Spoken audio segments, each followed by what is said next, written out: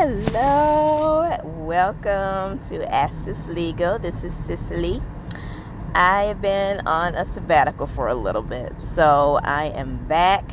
I'm feeling better, refreshed. Come on, y'all know how it is when it's the holidays and everybody's cramming and jamming everything all in one, and then when you come back from Christmas, New Year's Eve break, it's like a double whammy. So everything got done, so I am well, and boy oh boy, I got an earful for you.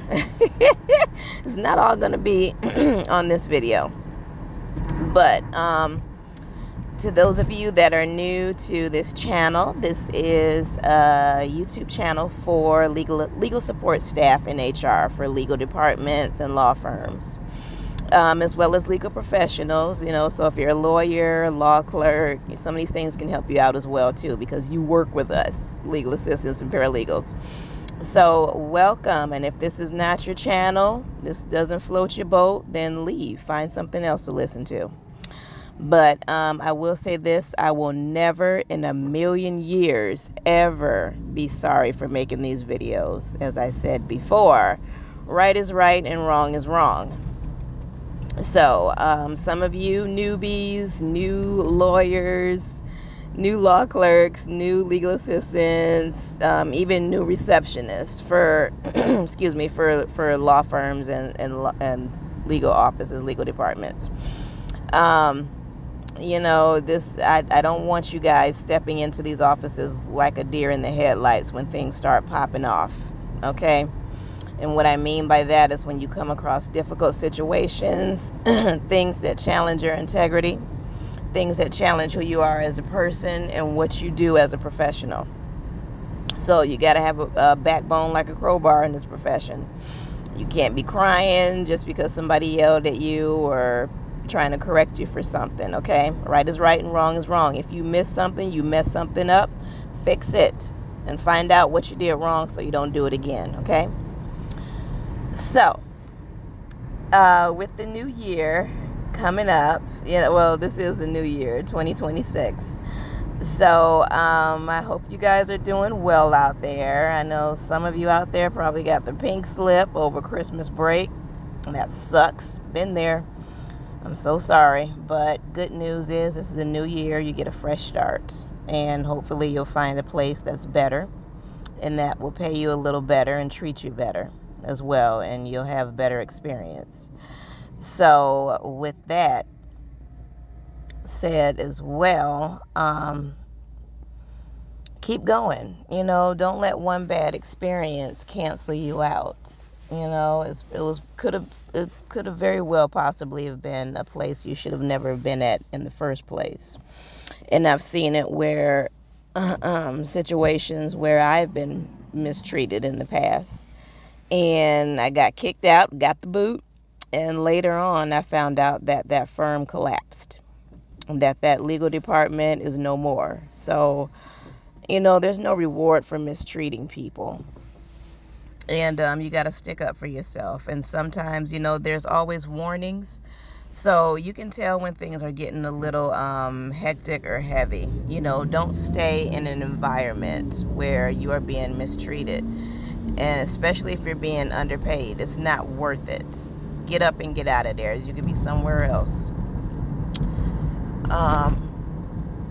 So moving on. So this is a new fresh year, a new start.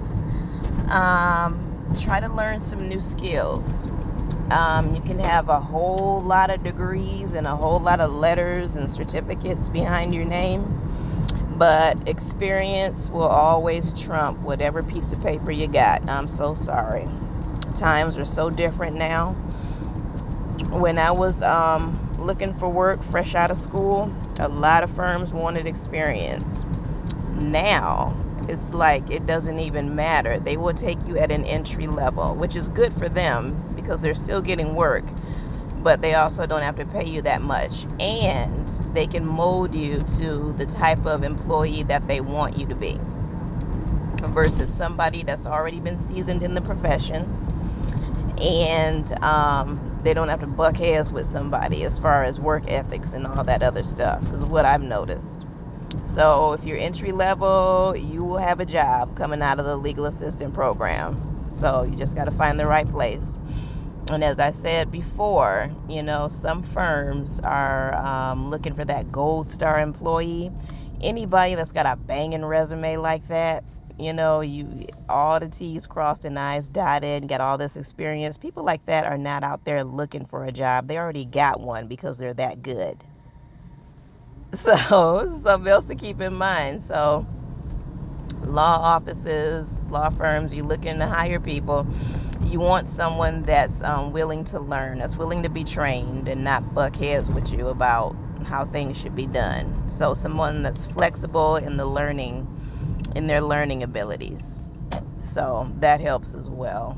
So, hey, so you newbies, y'all got it made because you can get a job now. So, yeah, try to learn something new. If it's anything outside the legal department, that would be great. There's all this talk about AI now. And I've asked one of the lawyers not too long ago, did she think that AI was going to replace us?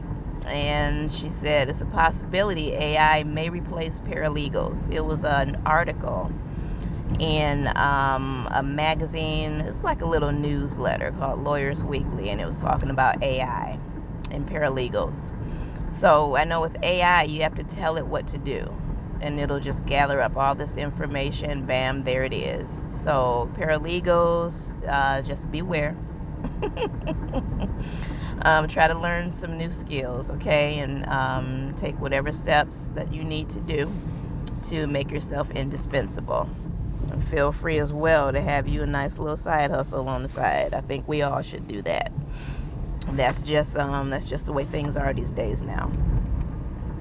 So learn some new skills, whether it be something from accounting, something from HR, proofreading, something that'll help on the side. So in case things don't go as planned or not as you should, you have a little cushion to fall back on because you've learned a new skill, and that's great. That's for you and your family, and for your own profession, and that's great.